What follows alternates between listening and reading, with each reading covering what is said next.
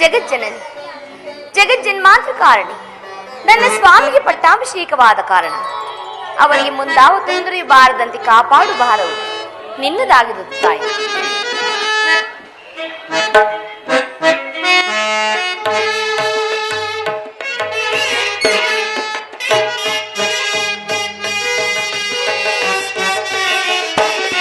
ಮಮ ಪ್ರಾಣ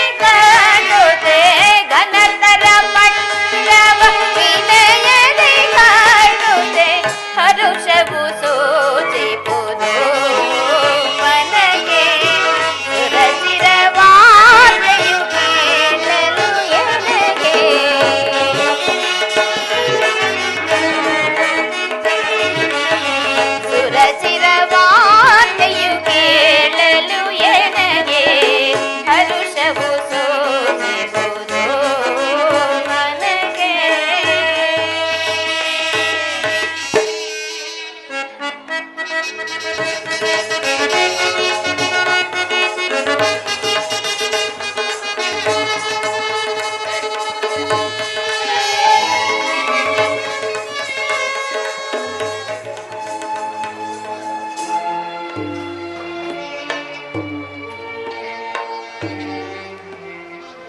ಈ ದಿನ ಜಾನಕಿಯು ನನ್ನ ಪಟ್ಟಾಭಿಷೇಕವನ್ನು ತಿಳಿದು ಬ್ರಾಹ್ಮಣರ ಭೂಸುರೋತ್ತಮರಿಗೆ ದಾನ ಧರ್ಮಾದಿಗಳನ್ನು ಕೊಟ್ಟು ಪುಣ್ಯಕ್ಕೆ ಭಾಗಿಯಾಗಿರುವುದು. ಇಂತಹ ಸಮಯದಲ್ಲಿ ನನಗೆ ಒದಗಿರುವ ಇಂತಹ ಅಮಂಗಳ ವಾರ್ತೆಯನ್ನು ಇವಳಿಗೆ ಹೇಗೆ ತಿಳಿಸಲಿ? ಸೀತಾ, ಜಾನಕಿ,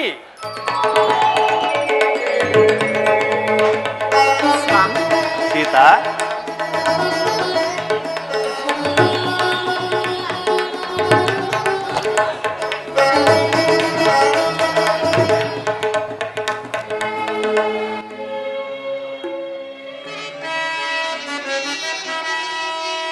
ಭುವನ ವನಿತೆ ಮುಡಿದ ಮಲ್ಲಿಗೆಯೋ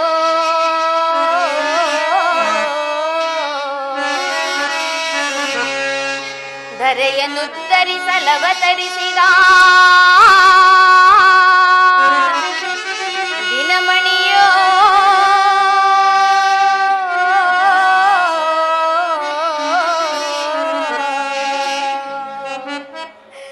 ರಾಮ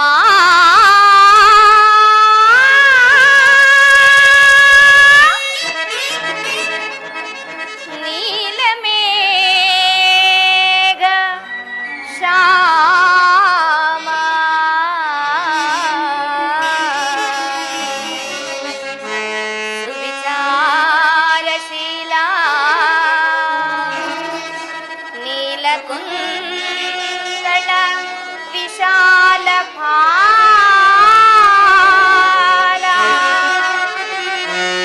ರಾಮನ ನೋಡುವೆ ಮನ ತಣಿವ ತನಕ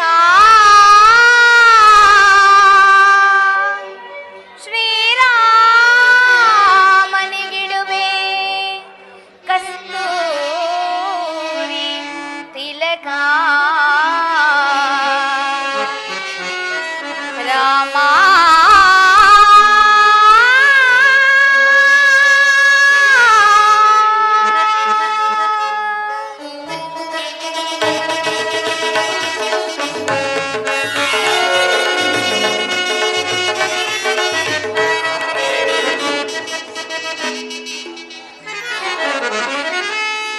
ಸೀತಾ, ಸಕಲ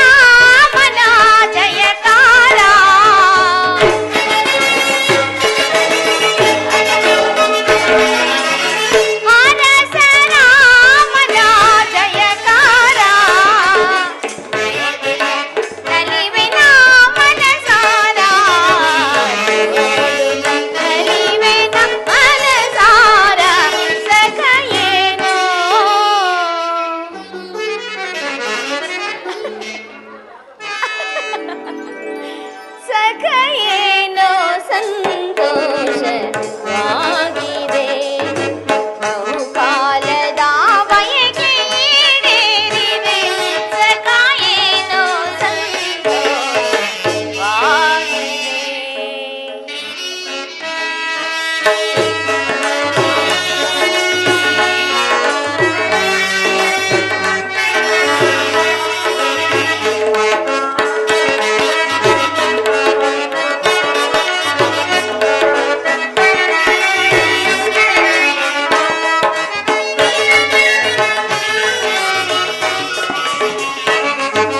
ಸಾಕೇತವು ಸಂತೋಷವಾ ಸಾಕೇತವು ಸಂತೋಷವಾ ಸದಾ ನೆನೆಯುವೆ ಶ್ರೀರಾಮಚಂದ್ರನ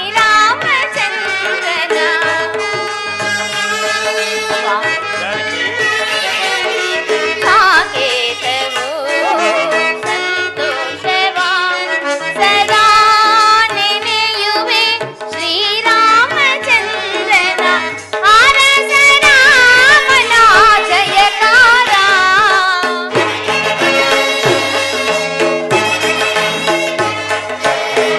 ಅರಸ ರಾಮನ ಜಯಕಾರ ನಲಿವೆನ ಮನಸಾರ ಓಡುತ್ತ ನಲಿವೆನ ಮನಸಾರ ಸಖ ಏನೋ ಸಂತೋಷವಾಗಿದೆ ಬಹುಕಾಲದ ಬಯಕೆ ಈಡೇರಿದೆ ಸಖ ಏನೋ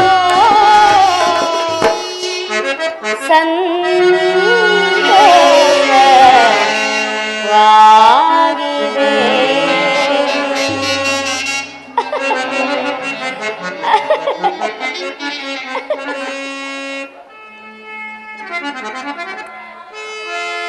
ಪ್ರಾಣೇಶ್ವರ ಇದೇನಿದು ಸ್ವಾಮಿ ಲೋಲನೆ ಚಿಂತೆಯ ಮಾಡುವುದೇನಿದೋ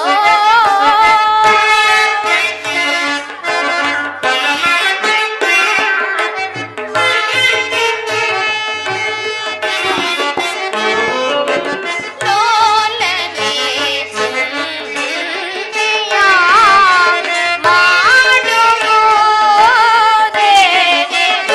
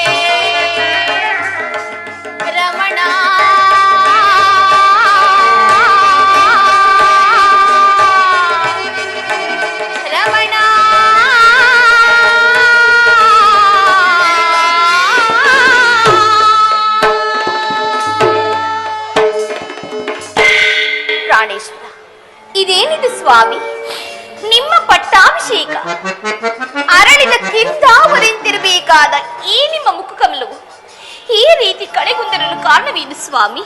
ಜಾನಕಿ, ಅದೇನೆಂಬುದನ್ನು ನನ್ನೊಡನೆ ತಿಳಿಸಬಾರದೇನು? ಜಾನಕಿ, ಈ ದಿನ ನನ್ನ ಪಟ್ಟಾಭಿಷೇಕ ನಡೆಯುವುದಿಲ್ಲ. ಏನಾಯಿತು ಸ್ವಾಮಿ? ಪಿತ ದಶರಥ ತಾನು, ಪಿತ ದಶರಥ ತಾನು ಸೊತ ಭರತನಿಗೆ ರಾಜ್ಯವನ್ನು, ಪಿತ ದಶರಥ ತಾನು ಸೊತ ಭರತನಿಗೆ ರಾಜ್ಯವನ್ನು ಅತಿಶಯದಿಂದೆ ತನು ಕೇಳಿಸುತ್ತೆ. ಜಾನಕಿ, ಅತಿಶಯದಿಂದೆ ತನು ಕೇಳಿಸುತ್ತೆಯೇನ ಹೇಳಲಿ ತರಸಿರುಗ ಮುಖಿ ಸಖಿ ಜಾನಕಿಯೇನ ಹೇಳಲಿ. ಜಾನಕಿ,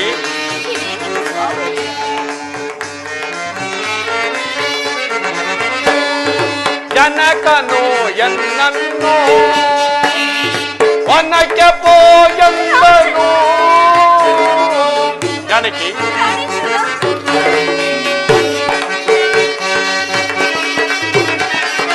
ಜನಕನು ಎನ್ನನ್ನು ವನಕ್ಕೆ ಪೋಯಂದನು. ಜನಕಾಜಯನೇ ತನು ಕೇಳಿಸುತ್ತೆ. ಜನಕಾಜಯನೇ ತನು ಕೇಳಿಸುತ್ತೆಯೇನ ಹೇಳಲಿ ಸರಸಿರುಹ ಮುಖಿ ಎಳೆ ಸಖಿ ಜಾನಕಿಯೇನ ಹೇಳಲಿ. ಸೀತಾ, ಏನೆಂದು ಹೇಳಲಿ? ಹಿಂದೆ ದೇವಾಸುರ ಯುದ್ಧದಲ್ಲಿ ಚಿಕ್ಕಮ್ಮನಾದ ಕೈಕಮಾತೆಯು ಮಾಡಿದ್ದ ಸಹಾಯಕ್ಕೆ ಮೆಚ್ಚಿ ತಂದೆಯವರು 2 ವರಗಳನ್ನು ಕೊಟ್ಟಿದ್ದರಂತೆ. ಆ ವರಗಳನ್ನು ಈಗ ಕೇಳಿಕೊಂಡಿದ್ದಾರೆ. ಏನೆಂಬುದಾಗಿ? ಜಾನಕಿ, ಮೊದಲನೆಯ ವರಕ್ಕೆ ನನಗೆ ನಿಶ್ಚಿತವಾದ ಪಟ್ಟಾಭಿಷೇಕವನ್ನು ನಿಲ್ಲಿಸಿ ತನ್ನ ಮಗ ಭರತನಿಗಾಗಬೇಕೆಂತಲೂ, ಪ್ರಾಣೇಶ್ವರ, ಇನ್ನು 2ನೆಯ ವರಕ್ಕೆ ನಾನು ನಾರುಮುಡಿಯನ್ನುಟ್ಟು ಜಟಾವಲ್ಕಲಧಾರಿಯಾಗಿ 14 ವರ್ಷ ವನವಾಸಕ್ಕೆ ಹೋಗಬೇಕೆಂತಲೂ ಕೇಳಿಕೊಂಡಿದ್ದ. ರಾಮಚಂದ್ರ, ಜಾನಕಿ, ಅದರಂತೆ ನಾನು ಈ ದಿನವೇ ವನವಾಸಕ್ಕೆ ಹೊರಟಿರುವೆನು. ನಾನು 14 ವರ್ಷ ವನವಾಸವನ್ನು ಅತಿ ಜಾಗ್ರತೆಯಾಗಿ ಮುಗಿಸಿಕೊಂಡು ಬರುವೆನು. ಅಲ್ಲಿಯವರೆಗೂ ನೀನು ನಿಮ್ಮ ತಂದೆಯ ಮನೆಯಲ್ಲೇ ಆದರೂ ಇರು, ಅಥವಾ ಅತ್ತೆಮಾವರ ಸೇವೆ ಮಾಡಿಕೊಂಡಾದರೂ ಇರು. ನಾನು 14 ವರ್ಷ ವನವಾಸವನ್ನು ಅತಿ ಜಾಗೃತಿಯಾಗಿ ಮುಗಿಸಿಕೊಂಡು ಬರುತ್ತೇನೆ. ಪ್ರಾಣೇಶ್ವರ, ಇದೆಂತಹ ವಿಷಮವಾರ್ತೆಯನ್ನು ನಾನು ಕೇಳುತ್ತಿದ್ದೇನೆ. ಅಲ್ಲದೆ ನಾವು ಮಾಡಿದ ಅಪರಾಧವಾದರೆ ಏನು? ಏನಾದರೂ ಆಗಲಿ ಸ್ವಾಮಿ, ವನವಾಸಕ್ಕೆ ಹೊರಟಿರುವ ನಿಮ್ಮ ಸಂಗಡ ನಾನು ಬರುವೆನು. ನನ್ನನ್ನು ಕರೆದುಕೊಂಡು ಹೋಗಿ ಪ್ರಾಣೇಶ್ವರ, ನನ್ನನ್ನು ಕರೆದುಕೊಂಡು ಹೋಗಿ. ಬೇಡ ಜಾನಕಿ, ಕಾನನ ವಾಸ ಬಹಳ ಕಷ್ಟಕರ. ಅದು ಅಲ್ಲದೆ ವನವಾಸದಾಜ್ಞೆ ನನಗೆ ಮಾತ್ರ. ನೀನು ಸುಮ ಕೋಮಲೆ, ಅರಮನೆಯಲ್ಲಿ ಹಂಸತೂಲಿಕಾ ತಲಪದಲ್ಲಿ ಸುಖವಾಗಿ ಬಾಳಬೇಕಾದವರು. ಕಾಡಿನಲ್ಲಿ ಗೆಡ್ಡೆ ಗೆಣಸುಗಳನ್ನು ತಿನ್ನುತ್ತಾ ಕಲ್ಲು ಮುಳ್ಳುಗಳನ್ನು ತುಳಿಯುವುದನ್ನು ನನ್ನ ಕಣ್ಣುಗಳಿಂದ ನೋಡಲು ಸಾಧ್ಯವಿಲ್ಲ ಸೀತಾ, ಸಾಧ್ಯವಿಲ್ಲ. ಸಾಧ್ಯವಿಲ್ಲ ಸ್ವಾಮಿ, ಸಾಧ್ಯವಿಲ್ಲ. ನಿಮ್ಮನ್ನಗಲಿ ನಾನು ಕ್ಷಣಕಾಲ ಜೀವಿಸಲಾರೆನು. ಅಲ್ಲದೆ ಮರದ ನೆರಳು ಮರವನ್ನು ಆಶ್ರಯಿಸಿದಂತೆ ನಾನು ನಿಮ್ಮನ್ನು ಆಶ್ರಯಿಸಿರುವೆನು ಸ್ವಾಮಿ, ನಾನು ನಿಮ್ಮನ್ನು ಆಶ್ರಯಿಸಿರುವೆನು.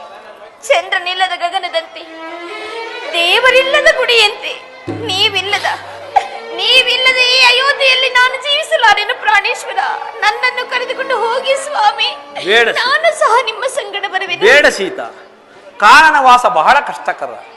ಬೇಡ ಪ್ರಾಣೇಶ್ವರ, ನೀವೇನಾದರೂ ನನ್ನನ್ನು ಕರೆದುಕೊಂಡು ಹೋಗದಿದ್ದ ಪಕ್ಷದಲ್ಲಿ ಖಂಡಿತವಾಗಿ ನಾನು ಪ್ರಾಣತ್ಯಾಗ ಮಾಡುವುದು ಸ್ವಾಮಿ, ಪ್ರಾಣತ್ಯಾಗ ಮಾಡುವುದು. ಸೀತಾ, ಸಮಾಧಾನ, ಶಾಂತಳಾಗು. ವಿಧಿ ಇಚ್ಛೆ ಇದ್ದಂತಾಗಲಿ. ನಡಿ, ಮಾತಾಪಿತೃಗಳ ಆಜ್ಞೆ ಪಡೆದು ಹೊರಡೋಣ. ಹಾಗೆ ಆಗಲಿ ಸ್ವಾಮಿ.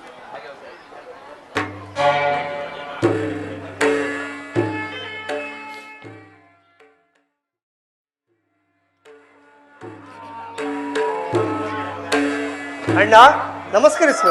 ಲಕ್ಷ್ಮಣ, ನಿನಗೆ ಮಂಗಳವಾಗಲಿ. ಹೇಳು ಮೇಲೆ. ಅಣ್ಣ, ಈ ದಿವಸ ನಿನ್ನ ಪಟ್ಟಾಭಿಷೇಕವನ್ನು ತಿಳಿದು ಪಟ್ಟಣದಲ್ಲೆಲ್ಲರೂ ಸಂತೋಷಭರಿತರಾಗಿರುವರು. ಹೀಗಿರುವಾಗ ಖಿನ್ನ ಮನಸ್ಕನಾಗಿ ಮಾತೆಯವರ ಸಂಗಡ ಪಾದಾಚಾರಿಯಾಗಿ ಬರುವುದೇ?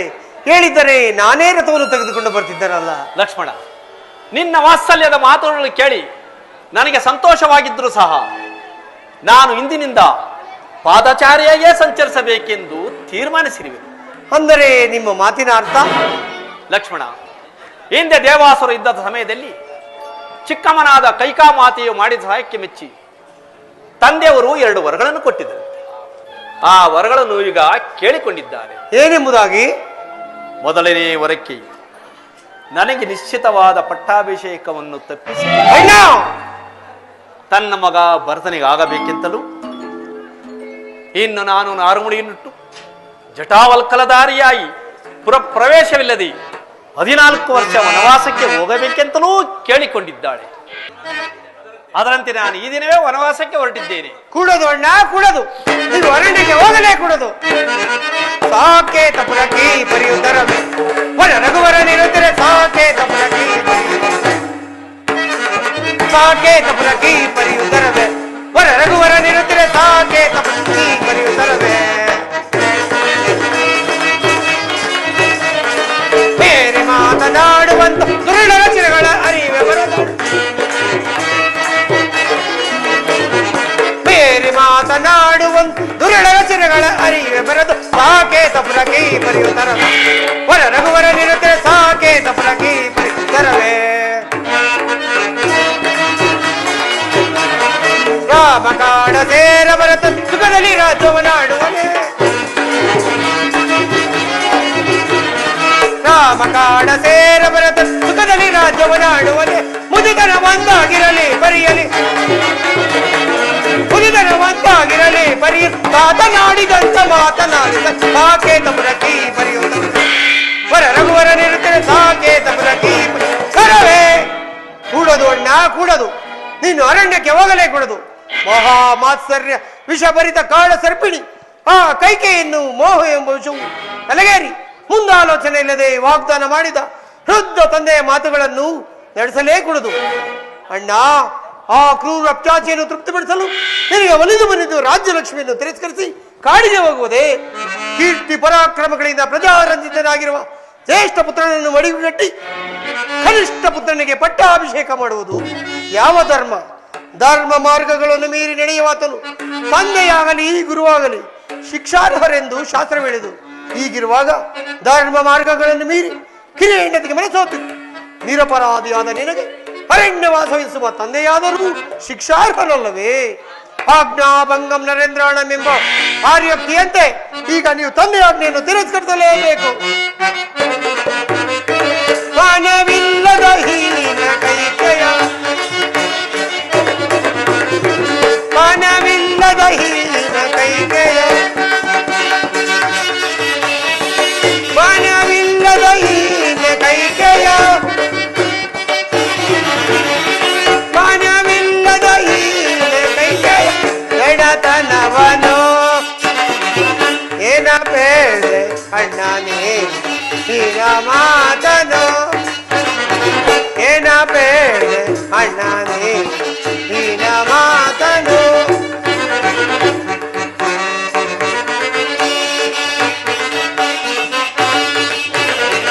ಸುಂದರಿಯು ಕೈಕೆ ಎಂದು ತಾನು ತಿಳಿಯುತ್ತೆ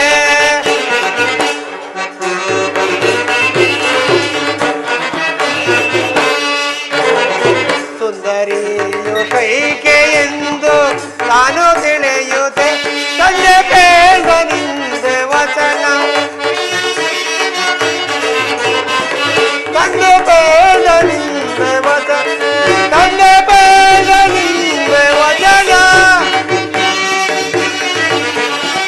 ತಂದೆ ಬೇಗನಿಂದೆ ವಚನ ಅಂದ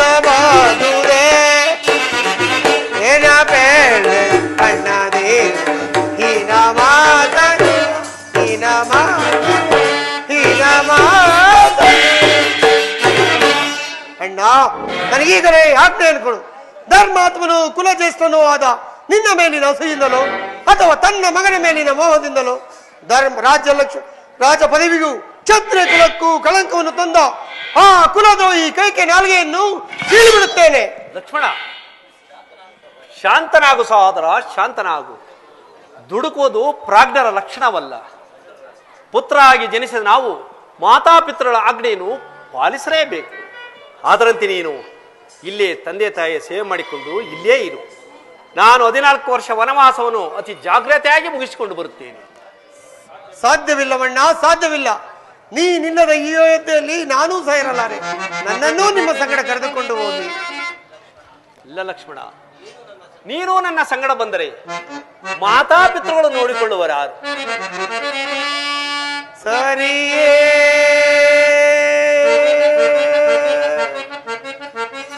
ನಾಡ ತೊರೆವುದು ದೊರೆಯೇ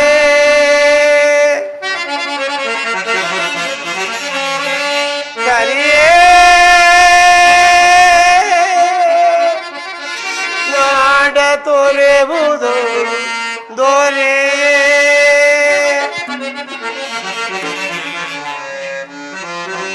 ಹಗಲಿರುಳು ಪರಿತಾಪಿಪ ಹಗಲಿರುಳು ಪರಿತಪಿಪ ಪುರದ ಜನರ ತೊರೆವುದು ಸರಿಯೇ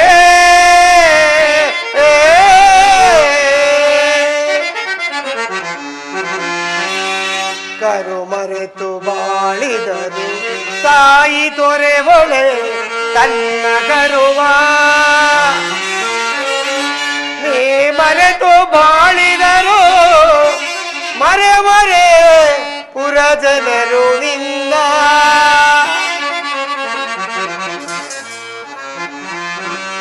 ರವಿಯಿಲ್ಲದ ಗಗನ ನಗುವಿಲ್ಲದ ವದನ ದೇವರಿಲ್ಲದ ಸದನ ಹಿಂದಾಯ್ತೆ ಈ ಅಯೋಧ್ಯೆಯ ಕದನ ರಾಮ ರಾಮ ರಾಮ.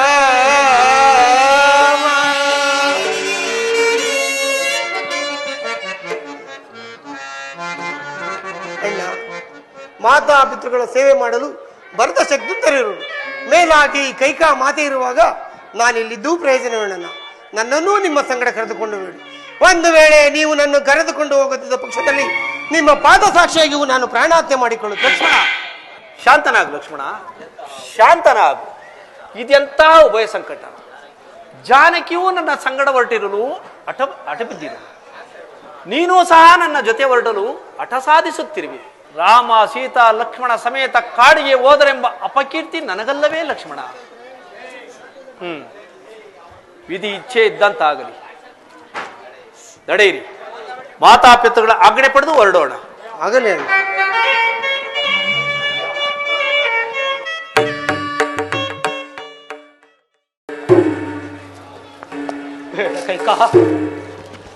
ಬೇಡ ಕೈಕಾ, ಹಿಡಿದ ಹಠವನ್ನು ಸಾಧಿಸಿ ಪ್ರಚಂಡ ಮಾರಿಯಾಗಬೇಡ.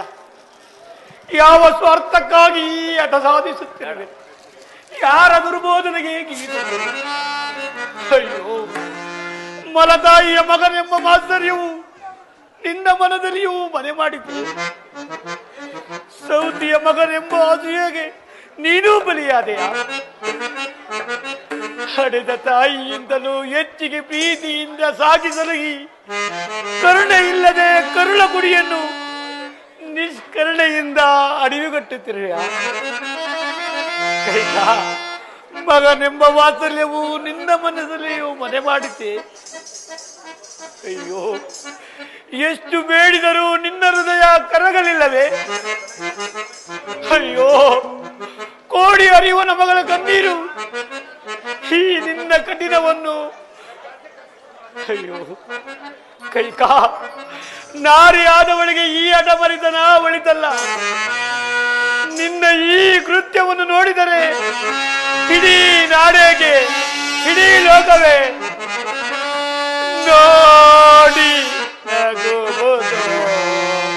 ಈ ಜಗವು ನಿನ್ನ ನೋಡಿ ನಗುವುದು. ಈ ಜಗವು ಬೆಡಿ ಪಡೆದ ಸುಕುಮಾರ ರಾಮನ.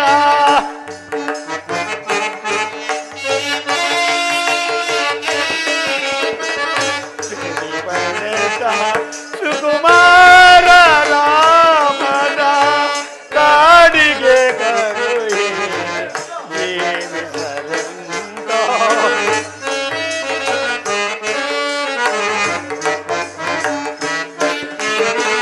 ಕಾಡಿಗೆ ಕರುಹಿ ನೋಡಿ ನಗುವುದು. ಈ ಜಗವು ನಿನ್ನ ನೋಡಿ ನಗುವುದು. ಈ ಜಗವು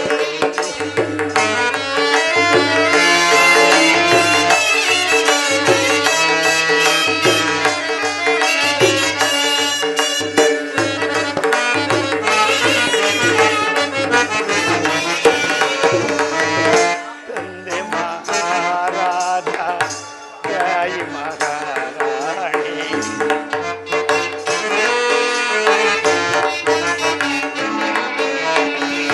ತಂದೆ ಮಹಾರಾಜ ಜೈ ಮಹಾರಾಣಿ.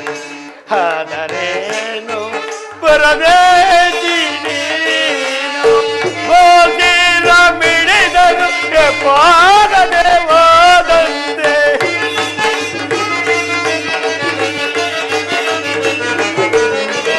ಹೋಗಿರ ಮಿಡಿದರು ಪಾದದೆ ಹೋದಂತೆ. ಕೈ ಕೈಯ ಪ್ರೀತಿ ನಿನಗೆ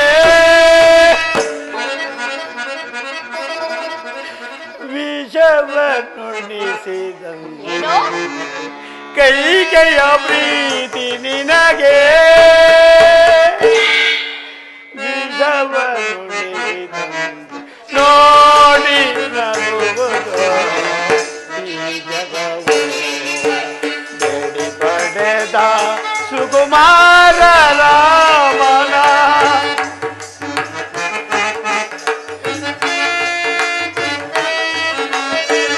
ಬೆಡಿ ಪಡೆದ ಸುಕುಮಾರ ರಾಮನ ಕಾಡಿಗೆ ಕರುಹಿ ಜೀವಿಸಲೆಂದೋ. ಕಾಡಿಗೆ ಕರುಹಿ ಜೀವಿಸಲೆಂದೋ. ನೋಡಿ ನಗುವುದು. ಈ ಜಗವು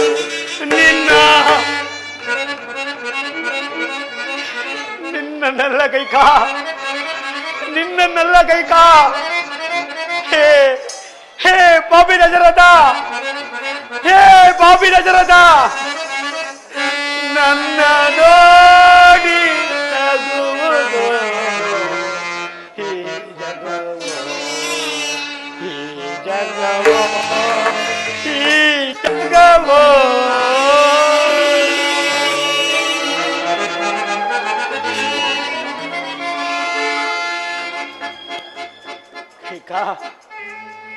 ಸೂರ್ಯ ಚಂದ್ರನಿರುವ ತನಕ ಈ ಕಳಂಕವೂ ನಿನ್ನನ್ನು ಬಿಟ್ಟಿದ್ದಲ್ಲ.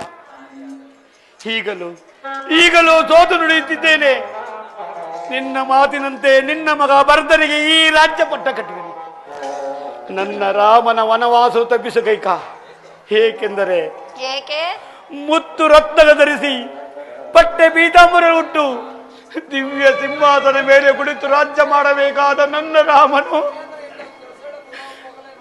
ನಾರ್ಮುಡಿಯನ್ನುಟ್ಟು ನಾಡನ್ನು ಬಿಟ್ಟು ಕಾಡಿಗೆ ಹೋಗುವ ದೃಶ್ಯವನ್ನು ನಾನು ನೋಡಲಾರೆ ಕೈಕ, ನಾನು ನೋಡಲಾರೆ. ಒಂದು ವೇಳೆ ಆ ದೃಶ್ಯವನ್ನು ನೋಡಿದ್ದೇ ಆದರೆ ಒಂದೇ ಒಂದು ಕ್ಷಣವು ಈ ದೊರೆಯಲ್ಲಿ ನಾನು ಉಳಿದಲಾರೆ ಕೈಕ. ಸೂರ್ಯ ವಂಶ ಜ್ಯೋತಿ ಉಳಿದುಕೊಡು. ಈ ನಿಮ್ಮ ಮಾತುಗಳನ್ನು ಕೇಳಿ ನಗಬೇಕೋ ಅಳಬೇಕೋ ಒಂದೂ ತಿಳಿಯುತ್ತಿಲ್ಲ. ಅಲ್ಲ ಸ್ವಾಮಿ, ಹಿಂದೆ ದೇವಾಸುರರ ಯುದ್ಧದ ಸಂದರ್ಭದಲ್ಲಿ ನನ್ನನ್ನೇ ನಿಮ್ಮ ರಥದ ಸಾರಥಿಯನ್ನಾಗಿ ಮಾಡಿ ಏಕೆ ಕರೆದುಕೊಂಡು ಹೋದ್ರಿ? ಏಕೆ ನನ್ನಂತಹ ವೀರರು, ಧೀರರು, ಪರಾಕ್ರಮಶಾಲಿಗಳು ನಿಮ್ಮ ರಾಜ್ಯದಲ್ಲಿ ಯಾರು ಇಲ್ಲವೆಂದು, ಅಥವಾ ಕಿರಿಯ ವಯಸ್ಸಿನ ಪತ್ನಿಯಾದ ನನ್ನನ್ನು ಬಿಟ್ಟಿರಲಾರದ ವ್ಯಾಮೋಹ ಅಂದು ನನ್ನನ್ನು ಕರೆದುಕೊಂಡು ಹೋಗಿ ನನ್ನಿಂದ ಸಹಾಯವನ್ನು ಪಡೆದು ಆ ಸಹಾಯಕ್ಕಾಗಿ 2 ವರಗಳನ್ನು ಕೊಟ್ಟು ಆ ವರಗಳನ್ನು ನಡೆಸಿಕೊಡುವುದಾಗಿ ಈಗ ವಚನ ಕೊಟ್ಟು ಆಡಿದ ಮಾತಿಗೆ ತಪ್ಪುತ್ತಿರುವಿರಲ್ಲ. ನಡೆಸಿಕೊಡಲು ಸಾಧ್ಯವಿಲ್ಲವೆಂದು ಈಗಲೂ ಹೇಳಿಬಿಡಿ. ಆ ಚಂದ್ರನಲ್ಲಿಯೂ ಕಳಂಕವಿರುವುದಂತೆ ಹಾಗೆಯೇ ಸೂರ್ಯ ವಂಶಧರಸರಲ್ಲಿಯೂ ಕಳಂಕವಿದೆ ಎಂದು ಇಡೀ ಲೋಕಕ್ಕೆ ಡಂಬೂರ ಸಾರಿಕೊಂಡು ಬಂದು ಬಿಡುತ್ತೇನೆ. ಅಯ್ಯೋ ಅಯ್ಯೋ, ಈ ವೇದನೆಯನ್ನು ನಾನು ಹೇಗೆ ಸಹಿಸಲಿ? ರಾಮ, ರಾಮಚಂದ್ರ, ರಾಮ, ರಾಮಚಂದ್ರ. ಜನಕ, ವನವಾಸಕ್ಕೆ ಹೊರಟಿರುವ ನಮಗೆ ಒಂದೇ ಒಂದು ಅನುಜ್ಞೆಯನ್ನು ಕೊಡು. ರಾಮಚಂದ್ರ, ಅದೇ ನಾನು ಕಂದ, ಕೊಡಬೇಕಲ್ಲ, ನಿನಗೆ ವನವಾಸದ ಆಜ್ಞೆ. ಬೇಕು ಅಂತ ಹೇಳ್ತಾ ಉಂಟು. ನಿನ್ನನ್ನು ಬಿಟ್ಟು ನಾನು ಒಂದೇ ಒಂದು ಕ್ಷಣವೂ ಈ ದೊರೆಯಲ್ಲಿ ಬದುಕಿರಲಾರ ಕಂದ. ಹೇ ಹೇ ಕೈಕಾ, ಇಲ್ಲಿ ನೋಡು ನನ್ನ ಈ ಮುದ್ದು ರಾಮನ ಮುಖವನ್ನ. ಈ ಮುಖವನ್ನು ನೋಡಿಯಾದರೂ ನೀನು ಇವನನ್ನು ವನವಾಸಕ್ಕೆ ಹೋಗು ಎಂದು ಹೇಳಲು ಮನಸ್ಸಾದರೆ ಹೇಗೆ ಬಂತು? ಬೇಡ ಕೈಕಾ, ರಾಮನ ವನವಾಸ ತಪ್ಪಿಸು. ಇದೋ ನಿನಗೆ ಕೈ ಬಗೆದು ಬೇಡಿಕೊಳ್ಳ. ರಾಮ, ಇದೇನಿದೆ ಜನಕ?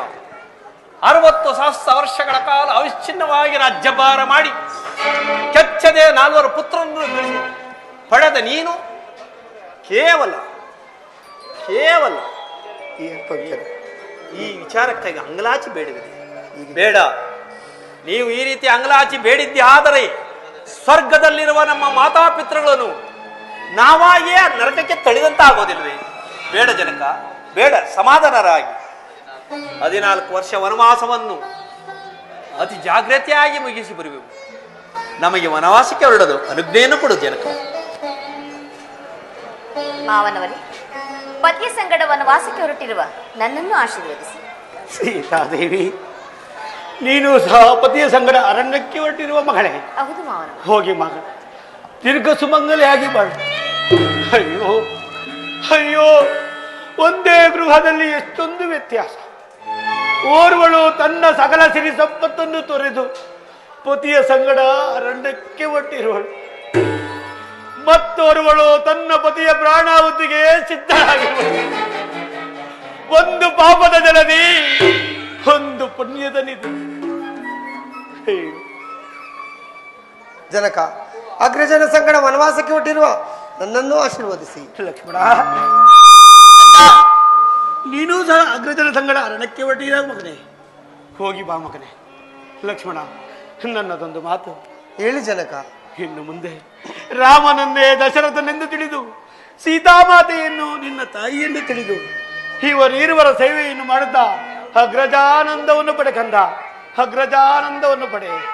ಸುಮಂತ್ರ, ಸುಮಂತ್ರ, ಮಹಾಪ್ರಭುಗಳೇ, ಅರಣ್ಯವಾಸಕ್ಕೆ ಹೊರಟಿರುವ ರಾಮಚಂದ್ರನ ಹಿಂದೆ ಅಯೋಧ್ಯೆಯ ಸಕಲ ಸಿರಿ ಸಂಪತ್ತುಗಳು ಬರಲಿ. ಮಹದಾಜ್ಞೆ. ನಿಲ್ಲು ಸುಮಂತ್ರ. ನಿಲ್ಲಪ್ಪ, ನಿಲ್ಲು. ಮಹಾರಾಣಿಯವರು ಏನೋ ಆಜ್ಞಾಪಿಸುವಂತಿದೆ, ಅದನ್ನೂ ಕೇಳಿಕೊಂಡು ಹೋಗು. ಸಕಲ ಭೋಗ ಭಾಗ್ಯಗಳು ರಾಮನ ಹಿಂದೆ ಹೋದ ಮೇಲೆ ಕೆರೆ ತೆಗೆದ ಹಾಲಿನಂತೆ ನಿಸ್ಸಾರವಾದ ಈ ಸಾಮ್ರಾಜ್ಯವನ್ನು ಕಟ್ಟಿಕೊಂಡು ನನ್ನ ಮಗ ಭರತನು ಏನಾಡಬೇಕು? ಕೂಡದು. ರಾಮನ ಹಿಂದೆ ಒಂದು ಹುಲ್ಲು ಕಡ್ಡಿಯೂ ಸಹ ಹೋಗಕೂಡದು. ಮಹದಾಜ್ಞೆ. ಅಯ್ಯೋ ರಾಮ, ಅರಣ್ಯವಾಸಕ್ಕೆ ಹೊರಟಿರುವ ನಿನಗೆ ವಸ್ತ್ರಾಭರಣಗಳೇತಕ್ಕೆ? ನಾನು ಕೊಡುವ ನಾರುಡೆಯನ್ನು ಧರಿಸಿ ಹೊರಡು. ಅಯ್ಯೋ, ನನ್ನ ಕಂದ ಮಗಳಿಗೆ ನಾರುಮಡಿಯೇ. ಜನಕ, ವನವಾಸಕ್ಕೆ ಹೊರಟಿರುವ ನಮಗೆ ಆಭರಣಗಳೇಕೆ? ಮಾತೆಯವರು ಕೊಡುವ ಈ ನಾರುಮಡಿಯೇ ಶ್ರೇಷ್ಠ. ಸೀತಾ, ತೆಗೆದುಕೋ.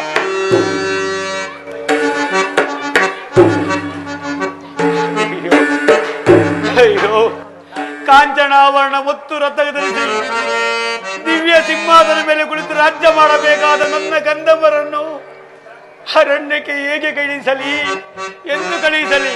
ರಾಮ, ಲಕ್ಷ್ಮಣ,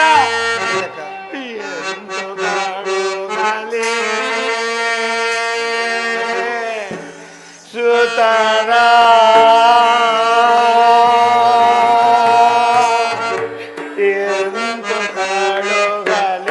ರಾಮ ಲಕ್ಷ್ಮಣ ಸಮಾಧಾನರಾಗಿ ಎಂದು ಕಳುಗಲೇ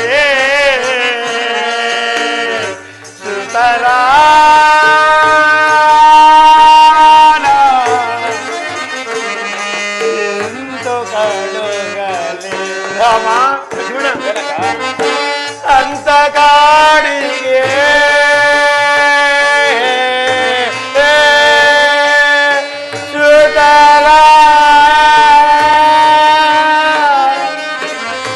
ಎಂತು ಕಳುಗಲಿ ರಾಮ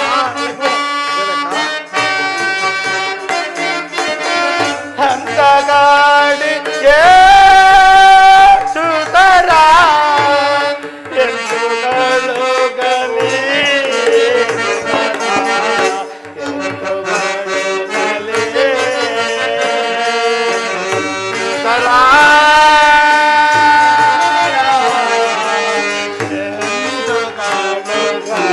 ರಾಮ ಲಕ್ಷ್ಮಣ ಸಮಾಧಾನರಾಗಿ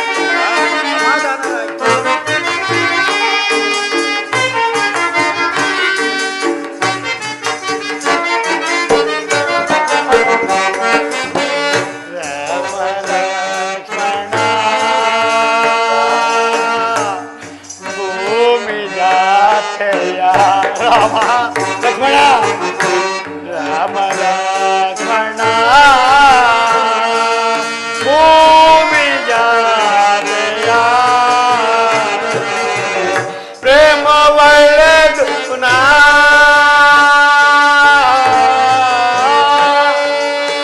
ರಾಮ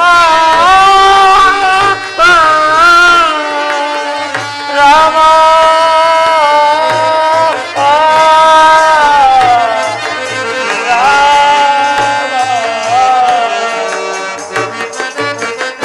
ಪ್ರೇಮ ಒಳ್ಳೆದು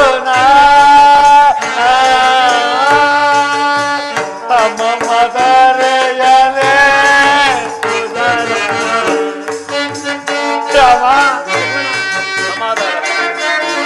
ಪ್ರೇಮ ಒಳ್ಳೆದು ಸುತರ ಹಮ ಮದರೆಯಲೇ ಎಂದು ಬರುವಲೇ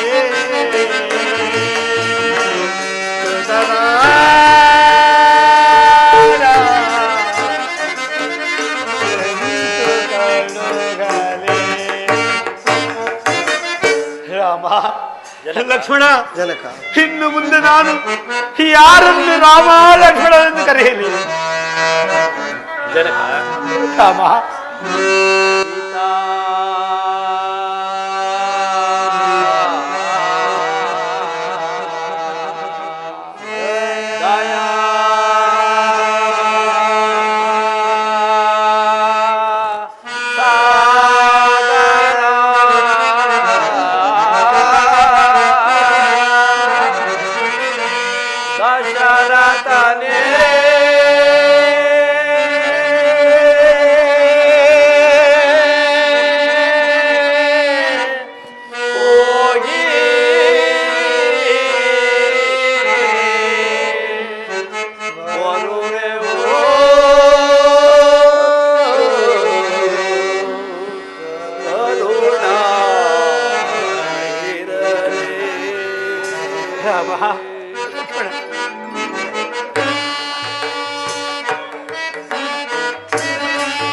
ತಂದೆಯೇ ನಿಮ್ಮಯ ಹೊಂದದ ಚರಣವ ಜನಕ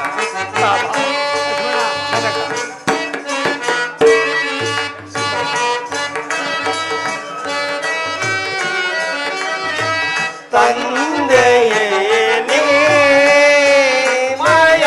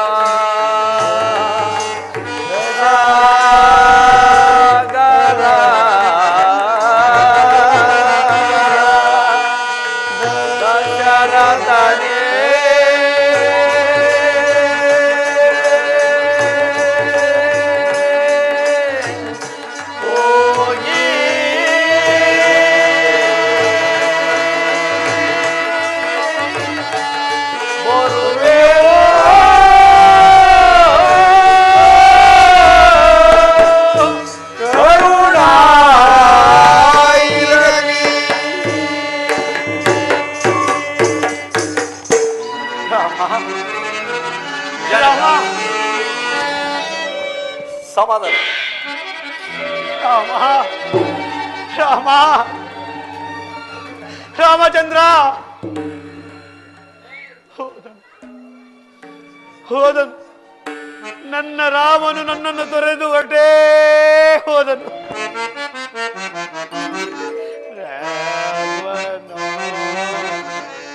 ಬರೆದನೆ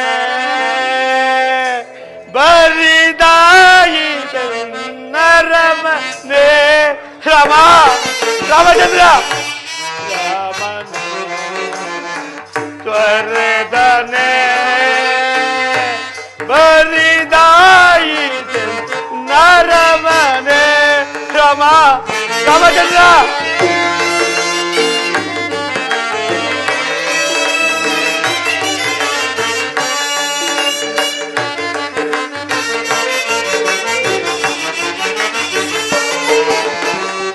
ಮೋಗದ ಮಡದಿಯ ಮದಿಗೆ ಮರುಳಾಗಿ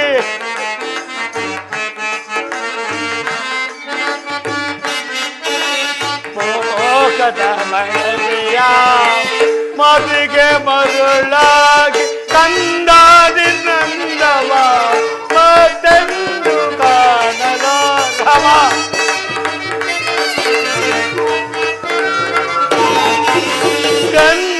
ಕಂದಾದಿನಂದವ ಮತ್ತೆಂದು ಕಾಣಲ ತ್ವರದಲೇ ತಂದೆಯ ಮರೆತನೆ ಅಯ್ಯೋ ಜಯ ತ್ವರದಲೇ ತಂದೆಯ ಮರೆತನೆ ಅಯ್ಯೋ ಜಯ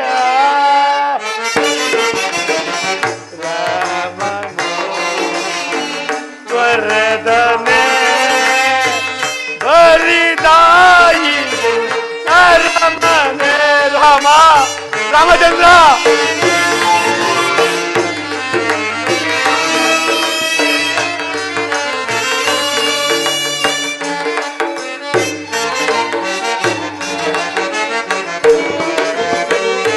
ರಾಮ ರಮಾಯಂಬ ನಾಮಸ್ಮರಣೆಯಿಂದ ರಾಮ ರಾಘವ ಹೇ ರಾಮಚಂದ್ರ ರಾಮ ರಾಮಾಯಂಬ ನಾಮಕರಣೆಯಿಂದ ಕಣ್ಣೀರ ಸುರಿಸುತ್ತ ಕೊರಗಿದೆನು ಕಂದ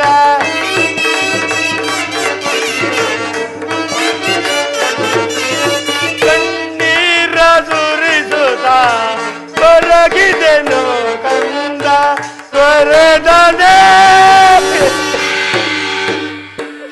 ತಂದೆಯ ಮರೆತನೆ ಅಯ್ಯೋ ಜಯ ತ್ವರದನೆ ತಂದೆಯ ಮರೆತನೆ ಅಯ್ಯೋ ಜಯ ರಾಮನ ತ್ವರದನೆ ಬರಿದಾಯಿ ನರಮನೆ ಬರಿದಾಯಿ ಅರಮನೆ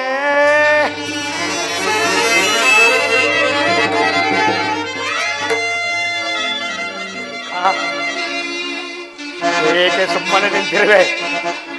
ಹಾಕು, ಕೇಕೆ ಹಾಕು, ಆನಂದದ ಕೇಕೆ ಹಾಕು ಕೈಕ, ಆನಂದದ ಕೇಕೆ ಹಾಕು. ಅದೋ ನೋಡು, ಅದೋ ನೋಡು, ಶಿವನು ಶಿಶುವಾಗಿ ಆಟವಾಡಿದಿಗನು ಆರ್ಯವರ್ತದ ಗರ್ಭೆಯ ಕರಕಮಲದಲ್ಲಿ. ಜಗವ ರಚಿಸುವ ಬೊಮ್ಮನು ತನ್ನ ತಲೆಯನ್ನೇ ತಾನೇ ಕಳೆದುಕೊಂಡ ಸತಿ ಶಿರೋಮಣೆಯ ಶಾಪದಿಂದ ಸಾಲಿ ಗ್ರಾಮದ ಶಿಲೆಯಾಗಿ ಬಿದ್ದಿಗನು ಮಹಾವಿಷ್ಣು. ಪತಿ ಶಿರೋಮಣಿಯ ಶಾಪದಿಂದ ಹಿಂತಿಸುವ ಈ ನನ್ನ ಪೃಥ್ವಿಯ ಮೇಲೆ ನೀನಿಂದು ಚಿಮ್ಮುತ್ತಿರುವೆ ಕತ್ತಲೆಯ ಮಸಿಯನ್ನ. ಕೈಕಾ ಋತ ನಿನ್ನನ್ನು ಆಕ್ಷೇಪಿಸಿ ಪ್ರಯೋಜನ. ಇದು ನಾನು ಮಾಡಿದ ಪ್ರಾರಬ್ಧದ ಕರ್ಮ. ನಾನು ಮಾಡಿದ ಅಪರಾಧವಾದರೂ ಏನು? ಒಳೆಯಿತು, ಈಗ ಒಳೆಯಿತು. ಹಿಂದೆ ಶಬ್ದವೇದಿ ಎಂಬ ಬಾಣ ಅಭ್ಯಾಸದ ಸಳಗದಲ್ಲಿ ಓರ್ವ ಋಷಿಕುಮಾರನು ಕೊಂದ ಪ್ರಾರಬ್ಧದ ಕರ್ಮ. ಪುತ್ರ ಶೋಕದಿಂದ ಪರಿತಪಿಸಿದ ಪ್ರಾಣ ಬಿಡು ಎಂದು ಅಂದು ಶ್ರವಣಕುಮಾರ ತಂದೆ ತಾಯಿಗಳು ಶಾಪವಿಟ್ಟಿದ್ದರು. ಅದು ಈಗ ಬಂದು ತೆಗಿದೆ.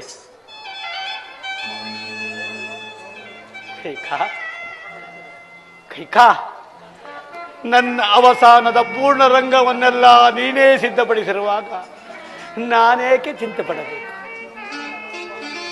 ಸ್ವಲ್ಪ ತಡೆಗೋದ. ಶ್ರವಣಕುಮಾರ ತಂದೆ ತಾಯಿಗಳಿಟ್ಟ ಶಾಪ ನಿನ್ನ ಹೃದಯವನ್ನು ಒಕ್ಕಿ ನಿನ್ನಿಂದ ನನ್ನ ಪ್ರಾಣ ಹೋಗುವುದೆಂದು ನಾನು ಸ್ವಪ್ನದಲ್ಲಿಯೂ ಭಾವಿಸಿರುವೆ. ಆ ವಿಧಿಯೇ ನಿನ್ನನ್ನು ನಿರ್ಮಿತ ಮಾಡಿಕೊಂಡಿರುವಾಗ ನೀನು ತಾನೇ ಏನು ಮಾಡುವೆ?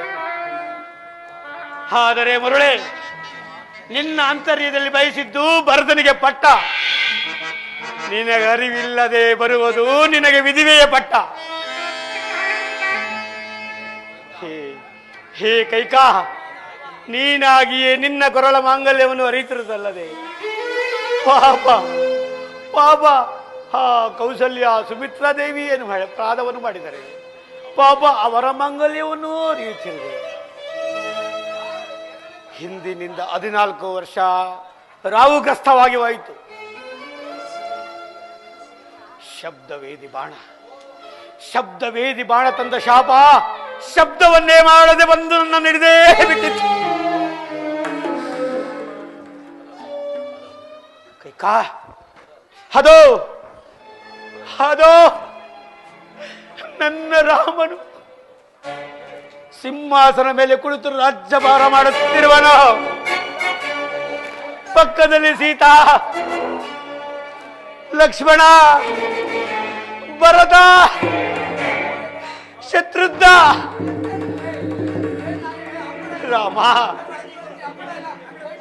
ರಾಮಚಂದ್ರ, ಪಾಪಿಯಾದ ಈ ದಶರಥನನ್ನು ಕ್ಷಮಿಸಿಬಿಡು ಕಂದ, ಕ್ಷಮಿಸಿಬಿಡು ಕಂದ. ರಾಮ ರಾಮ ಅಬ್ಬಬ್ಬಬ್ಬಬ್ಬಬ್ಬಾ! ಆ ಗುಡುಗು ಸಿಡಿಲಿನ ಸಮೇತ ಜೋರಾಗಿ ಮಳೆ ಬಂದು ನಿಂತ ತಾಯಿ. ಅಲ್ಲ, ನಾನು ರಾಮನೊಬ್ಬನನ್ನು ಅರಣ್ಯವಾಸಕ್ಕೆ ಹೋಗೆಂದು ಕಳಿಸಿದರೆ ಸೀತಾ ಲಕ್ಷ್ಮಣರು ಅವನನ್ನು ಅನುಸರಿಸಿದರು. ಹೋಗಲಿ, ಎಲ್ಲರೂ ಹಾಳಾಗಿ ಹೋಗಲಿ, ನನ್ನ ಮಗ ಭರತನು ಮಾತ್ರ ರಾಜ್ಯ ಮಾಡಲು. ಸ್ವಾಮಿ, ಇನ್ನಾದರೂ ಈ ಕೋಪವೇಕೆ ತಾಪವೇಕೆ? ಭರತನ ಪಟ್ಟಾಭಿಷೇಕಕ್ಕೆ ಸಕಲ ಸಿದ್ಧತೆಗಳನ್ನು ಮಾಡಿಕೊಳ್ಳಬೇಕಲ್ವೇ? ಹೇಳಿ ಸ್ವಾಮಿ. ಪ್ರಾಣೇಶ್ವರ, ಪ್ರಾಣೇಶ್ವರ, ಪ್ರಾಣೇಶ್ವರ!